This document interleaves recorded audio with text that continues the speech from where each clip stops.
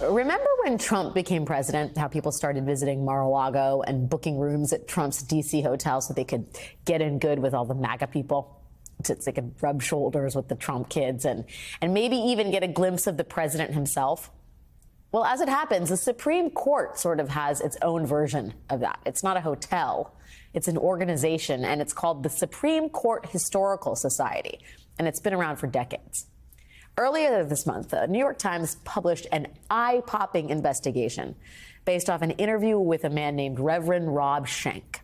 Reverend Schenck is a former anti-abortion activist who told the Times that for years he recruited wealthy conservative couples to try and get close to conservative Supreme Court justices in an effort to advance the anti-abortion crusade.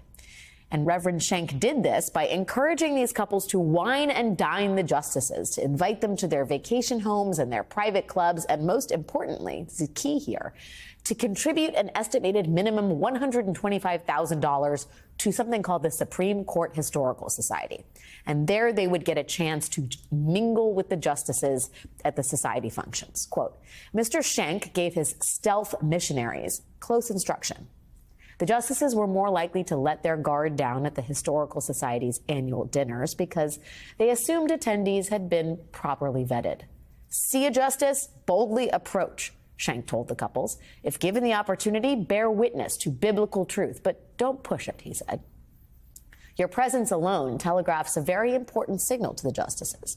Christians are concerned about the court and the issues that come before it. Now, whether this strategy actually worked is yet to be determined, whether it was the presence of Christian minglers that ultimately got the court to, for example, strike down Roe. That is all unknown. After all, Schenck was trying to attempt to influence justices who were already ardently pro-life. But what is undeniable here, and what is frankly pretty shocking, is that certain right-wing activists like Reverend Schenck have been successful in their attempts to gain special access to Supreme Court justices with the express purpose of pressuring them through wining and dining them and donations to their favorite causes. We know this because Mr. Schenck also told the Times that one of these wealthy couples actually managed to become friends with Justice Samuel Alito and his wife. And through this friendship, the couple learned in advance about the court's decision in the landmark 2014 case Burwell versus Hobby Lobby, which, if you remember, concerned contraception and the religious rights of corporations. Well, I mean, and when you look at it that way, a $125,000 donation to the Supreme Court Historical Society, that seems like a pretty good deal for a heads up on a landmark Supreme Court case.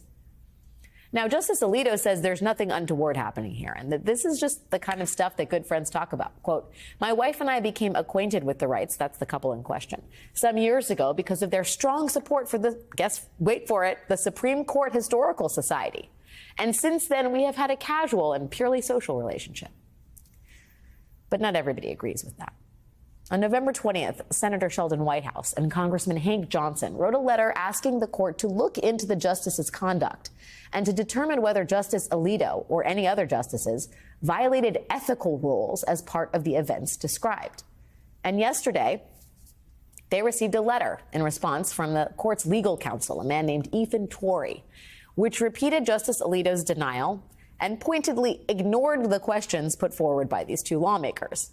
It also omitted any details about which justices might have been wined and dined as part of Reverend Schenck's alleged scheme. Instead, the letter said, quote, the term gift is defined to exclude social hospitality based on personal relationships, as well as modest items such as food and refreshments, offered as a matter of social hospitality. Social hospitality. Sounds like something you get at Mar-a-Lago, too. We will keep an eye on this story. Stay tuned.